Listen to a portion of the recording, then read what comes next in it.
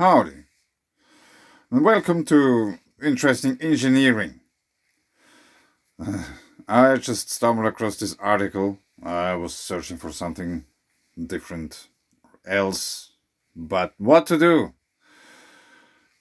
It seems that the algorithms provide me with stuff that interests me. These electrically charged rocks provide efficient energy storage. I thought, whoa, this sounds interesting. The system stores thermal energy by heating or cooling rocks with air, offering a cost-effective solution for clean electricity, supporting the green energy shift.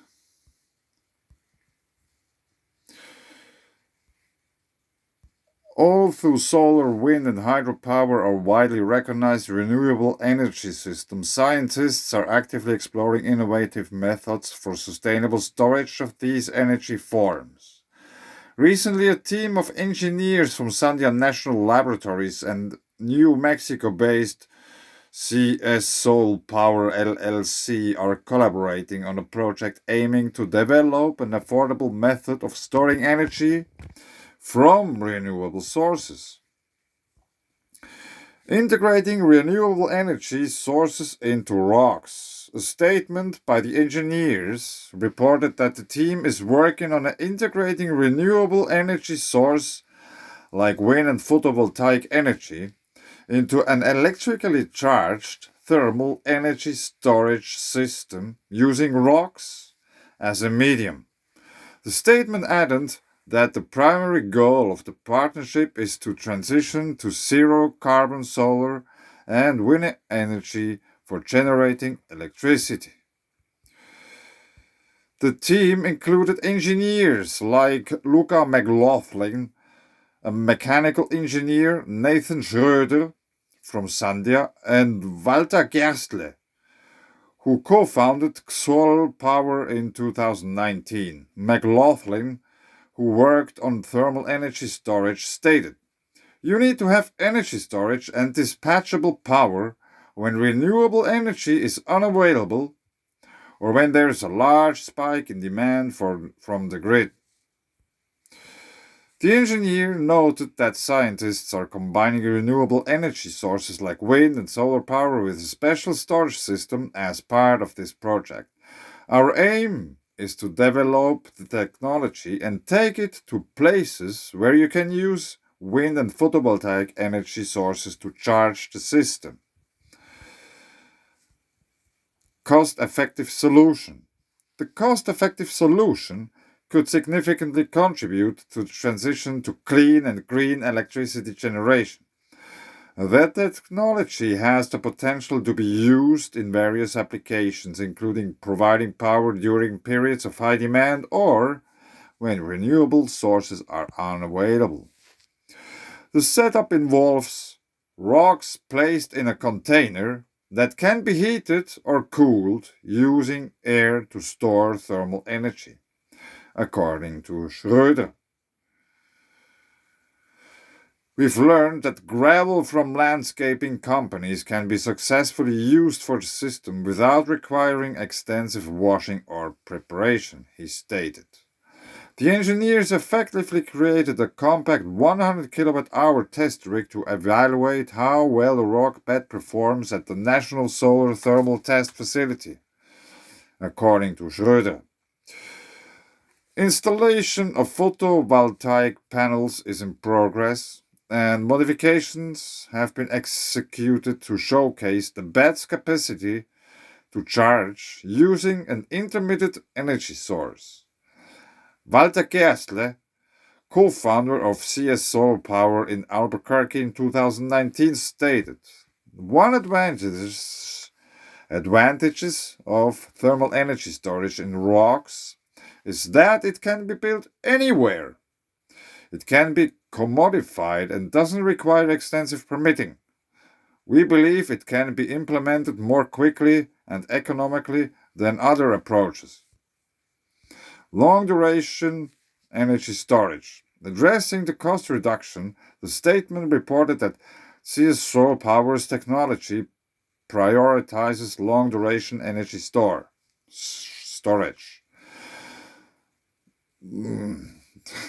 This implies that the system can provide energy storage ranging from hours to months. In the testing phase, the bed was heated with air to temperatures exceeding 500 degrees Celsius or 900 degrees Fahrenheit, and the system sustained this temperature for a duration up to 20 hours. Schröder says that reducing the cost of this thermal energy storage system or energy storage systems in general increases the potential for deploying these systems and in industry and increases the likelihood of adapting renewable energy. We successfully charged and discharged the system, and so far the performance of the system is in line with our predictions and modeling, he added. Gerstler explained that the practical method involves storing surplus electricity generated during the day as heat, utilizing it to warm water and homes during the night. This serves as an illustration of the storage options small-scale application. The testing phase for the technology prototype will persist until June 2024.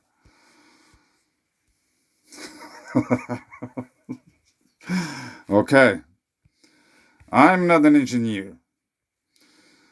Probably noticed I had a bit hard time reading at the end. So that's a box of whatever, metal maybe. Then we take rocks. We fill it up with rocks and then we blow hot air there until they get really hot. That's the energy storage system.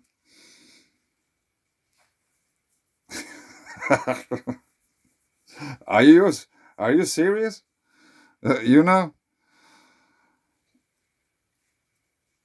Like engineers figured out to heat up some rocks and then use the energy from the heat in the year 2023.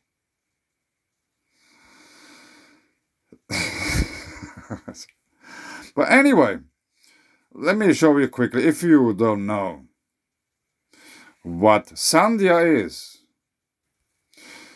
Yeah, it's probably inappropriate to laugh, but I really had a hard time reading that because, about Sandia. There are some people in the background in the picture. National security is our business. Yeah, this says quite a lot already. It's a business. We apply science to help detect, repel, defeat, or mitigate threats.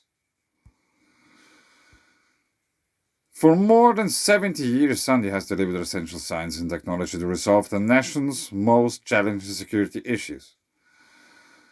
You can read the rest. Now they figured out to heat up some rocks with hot air. I don't know. I'm not an engineer nor a scientist, nor do I stand on any whatever political side because I don't touch politics. Not even with a very long stick.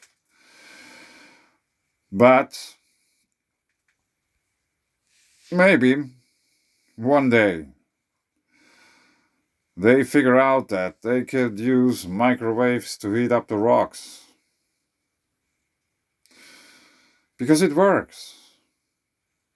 Let me just show you a quick part of that video, which was probably it's the third one I made. Let's just have a listen quickly. I put it into the microwave. I took all the plastic stuff out there and put it on another stone that the glass won't break because it is already a little bit broken. So here is a little video of the experiment. And I figured out that it's not the best to do it at this light because it's not. But check it out. It has grown. It has grown. Yeah, what a special effect.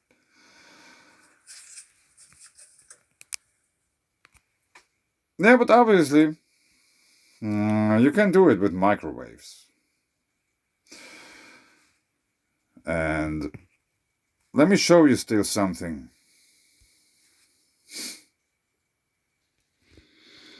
Yeah, it took a while because it was somehow difficult to find for whatever reasons, but my second, or the part 2 of plate tectonic issues, the influence of electricity in rock forming processes and a coherent connection between science, mythology and history of Finland, part 2. I put it now on academia. Anyone can help fill the puzzle. Wallace Thornhill. Chapters, abstract geology, an all-encompassing topic.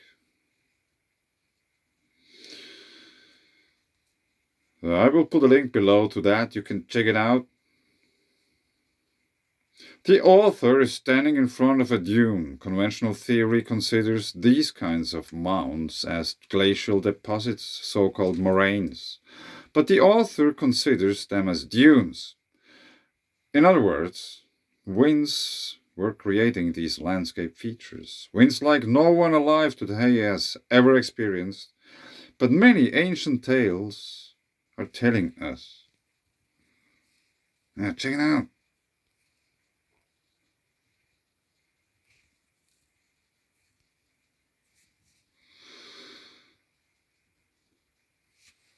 So in this paper, maybe I make some little read through once then, but after we have been to the Alps and we still go on, Earth is growing. There are the same rocks, which are featured in my microwave experiment videos.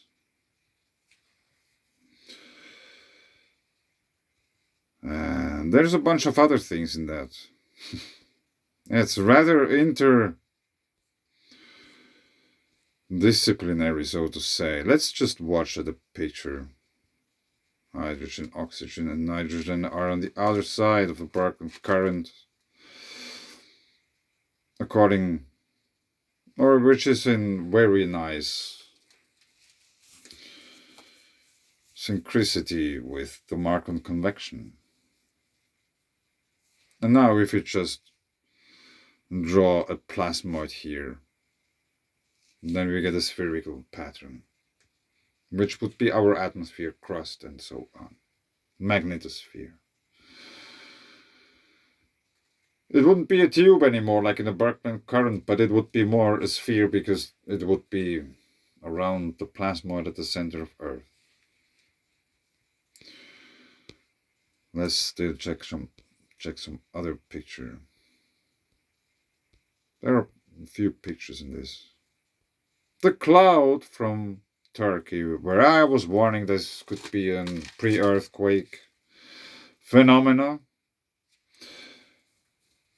It turned out it was.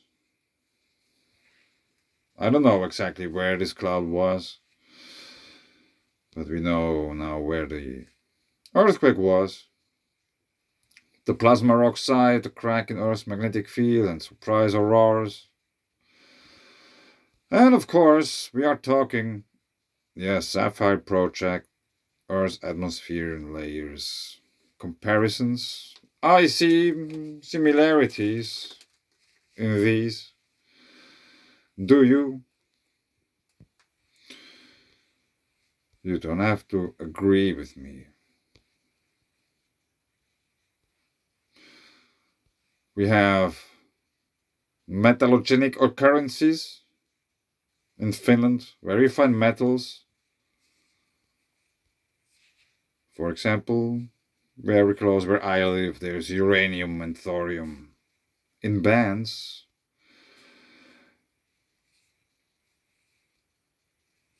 And if you overlay all that with other maps, you find specific telluric current patterns here. This region here, I don't know if it's visible on this map. Maybe not.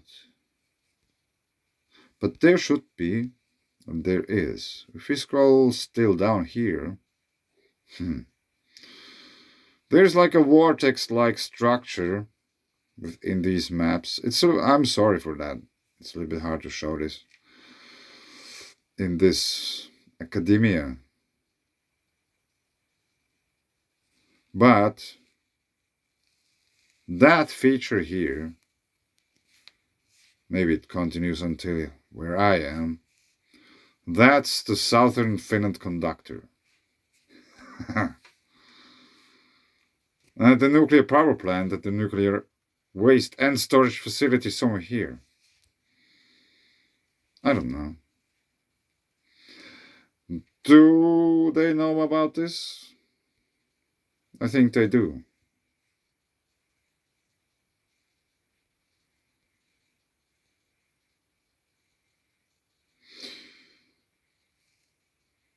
Yes. So my paper, I put it now here on academia. Maybe you have to make an account here, but it doesn't cost a thing.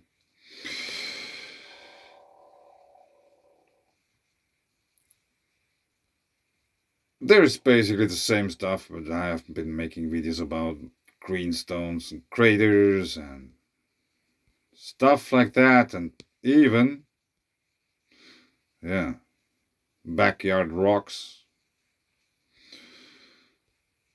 Backyard rocks. Microscope pictures.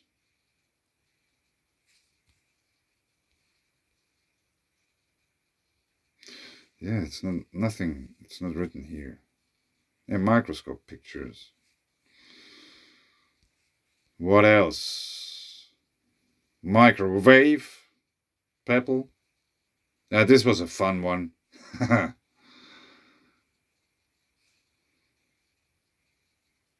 But there is also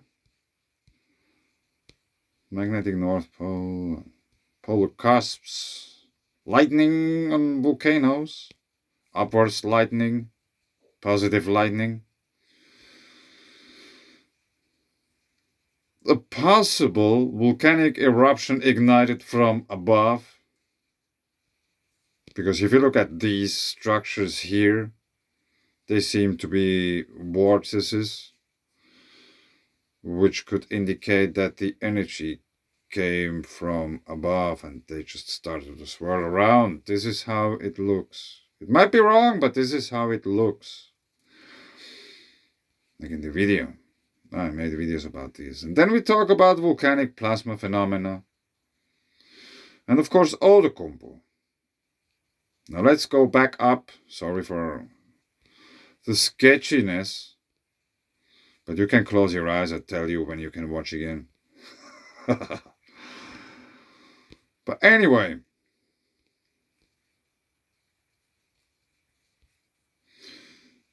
Oku. That's the Outokumpu allochthon. Allochthon means that the origin of the occurrence is unknown. There is the Copper Mountain here. And we have this map of telluric current things and stuff like that. Energy flows in Earth's crust. So I showed you the volcanic plasma phenomena. I have been talking about these many times, and just to show you what I mean with what it can do to rocks and stuff like that. If you induce electric currents, like as we can see here, these are in a way pathways for the telluric currents, induced currents into rocks. So that's the video, The Flames Shoot Up to Heaven. I'm talking about telluric currents, surface conductivity anomalies, and that's the part 1 of the same paper, basically. I just showed you this part 2 I was now putting on academia, since it seemed to be too thought-provoking and too broad in topics. But what to do? That's from the first part of the paper. And these phenomena are perfectly scalable. Only ashes now remaining of the traces raked together. Let me just emphasize this. And the flames shoot up to heaven. Yeah.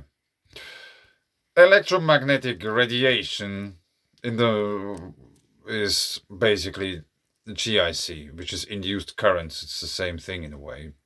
You induce energy with electricity. And microwaving stones is basically the same thing. Yeah, there's nothing touching the stone. So it's inducing the energy. Like the sun does to Earth, and it flows on the path of those telluric currents.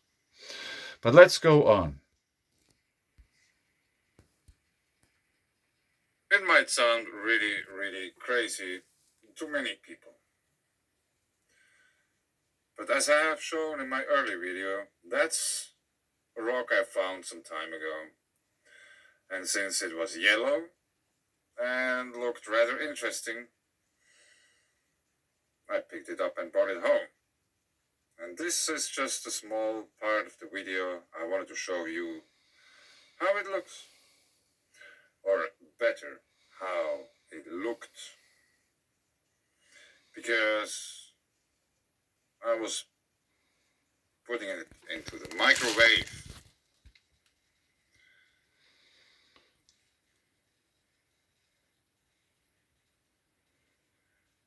Let's go to the video player. And after it has been in the microwave for some time, you can see it in my previous video, it grew some blisters on top of it. Here something, and here. And it turned also red. Because it was yellow. Because it might contain sulfur. So, I was putting it again into the microwave. Obviously you can see it's now cooled down. That's the back side of it. So it has cracked in many places. Because it's growing. You know, there's stuff coming out of that stone. And I was putting it into the microwave. And basically the only thing I was surprised about was that how quick the reaction started. And check it out. What happened?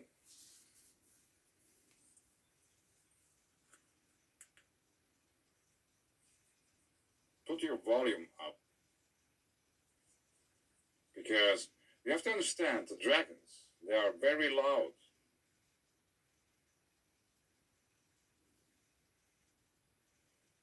Maybe there's some gold or something. Doing some alchemy at home. Yeah, this started very quickly after I put it into the microwave.